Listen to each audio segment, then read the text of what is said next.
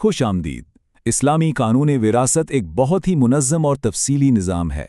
आज की इस गुफ्तगू में हम दो बहुत अहम मर्द वारिसों यानी बाप और दादा के हिस्से पर बात करेंगे। अक्सर इनके हिस्सों को लेकर कुछ सवालात जहन में आते हैं, तो चलें मिलकर इस मौजू की गहराई में उतरते हैं। अच्छा, तो इस पूरे सिस्टम को समझने के लिए सबसे पहले हमें इसकी बुनियाद को पकड़ना होगा। इस्लामी विरासत में ये बुनियाद है अस्हाबे फ़राइज़। ये वो लोग हैं जिनके हिस्से कुरान और सुन्नत में बिल्कुल वाज़े तौर पर तय कर दिए गए हैं। इन तयशुदा हिस्सों का फ़ायदा ये है कि तकसीम किसी की ज़ाती राय या ख्वाहिश पर नहीं होती, बल्कि पहले से कायम वाज़े उसूलों पर होती है। तो चलें शुरू करते हैं बाप के हिस्से से। अब यहाँ एक दिलचस्प बात है, बाप का हिस्सा हमेशा एक जैसा यानी फिक्स्ड नहीं होता। ये तीन मुख्तलिफ सूरत हाल के लिहाज से बदलता रहता है। आइए देखते हैं कि वो तीन हालतें कौन सी हैं। तो ये तीन हालतें हैं क्या?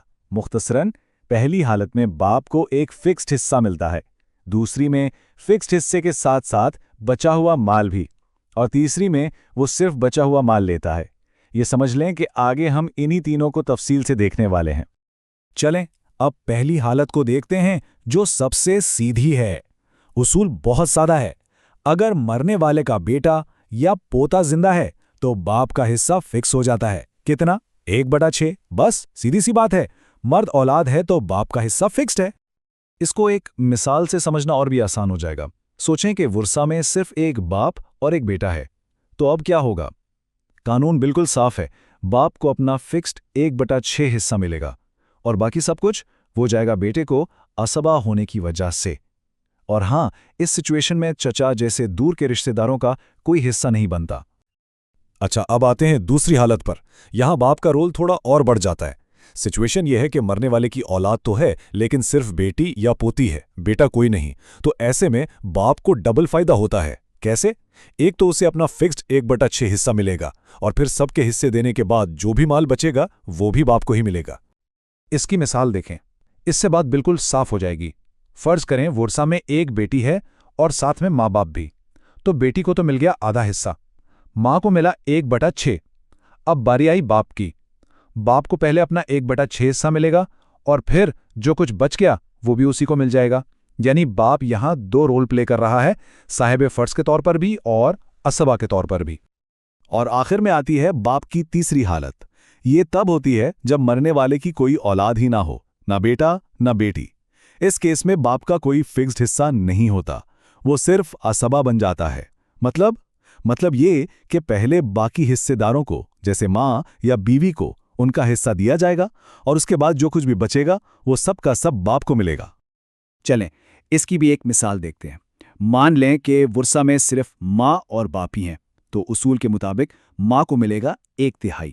ठीक, उसके बाद बाकी जितना भी बचा यानी 2/3 वो सीधा बाप को मिल जाएगा, क्योंकि वो सबसे करीबी मर्द रिश्तेदार है। और जाहिर है इस सूरत में भाई बहनों का कोई हिस्सा नहीं बनता।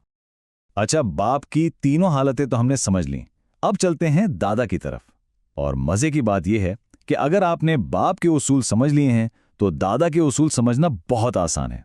तकरीबन वही सब कुछ है, बस एक बड़े फर्क के साथ। दादा के उसूलों में जाने से पहले एक टेक्निकल टर्म को समझना जरूरी है, जद्दे सही। इसका सीधा सा मतलब है वो दादा जिसका रिश्ता मरने वाले से बाप के जरिए हो, यानी बाप का बाप। माँ के बाप यानी नाना इसमें शामिल नहीं है, उनके लिए विरासत के उसूल अलग हैं।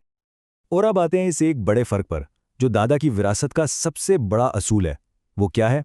वो ये कि अगर मरने वाले का बाप जिंदा है तो दादा को विरासत से कुछ नहीं मिलेगा, बिल्कुल कुछ नहीं। सीधी सी बात, बाप की मौजूदगी दादा को विरासत से आउट कर देती है। तो दादा की पहली हालत ही है महजूब। महजूब का मतलब है रोक दिया गया या महरूम कर दिया गया। और ये इस्लामी कानून विरासत का एक बुनियादी उसूल है जिसे याद रखना बहुत जरूरी है। जो रिश्तेदार ज्यादा करीब है वो दूर वाले को रोक देता है। यहाँ बाप करीब है इसलिए वो दादा को रोक देता है। इस मिसाल से ये बात बिल्कुल क्रिस्टल क्लियर हो जाएगी। फर्ज करें कि वुरसा में बेटा भी है, बाप भी है और दादा भी है, तो विरासत किसे मिलेगी? सिर्फ बेटे और बाप को। दादा को कुछ नहीं मिलेगा। क्यों? क्योंकि उससे करीबी वारिस यानी बाप मौजूद है। बस बात खत्म। तो सवाल ये पैदा होता है कि दादा को विरासत कब मिलती है? जवाब सादा है, जब बाप मौजूद ना हो। और जैसे ही बाप सीन से हटता है, दादा फौरन उसकी जगह ले लेता है। इसके बाद दादा के लिए वही 3 उसूल लागू होते हैं जो हमने अभी अभी बाप के लिए पढ़े हैं। बिल्कुल वही, कॉपी पेस्ट। चलें अब जल्दी से क्विक रिकैप कर लेते हैं जो कुछ हमने अब तक सीखा है। इससे सारी बातें एकदम पक्की हो जाएंगी। तो सबसे पहले देखते हैं बाप के हिस्से का खुलासा। देखें, ये बहुत आसान है। सारा फैसला इस बात पर है कि औलाद है या नहीं। अगर बेटा या पोता है तो बाप को सीधा सीधा 1/6 मिलेगा। अगर सिर्फ बेटी या पोती है तो बाप को 1/6 भी मिलेगा और बचा हुआ माल भी। और अगर कोई औलाद ही नहीं तो फिर बाप को सिर्फ बचा हुआ माल मिलेगा।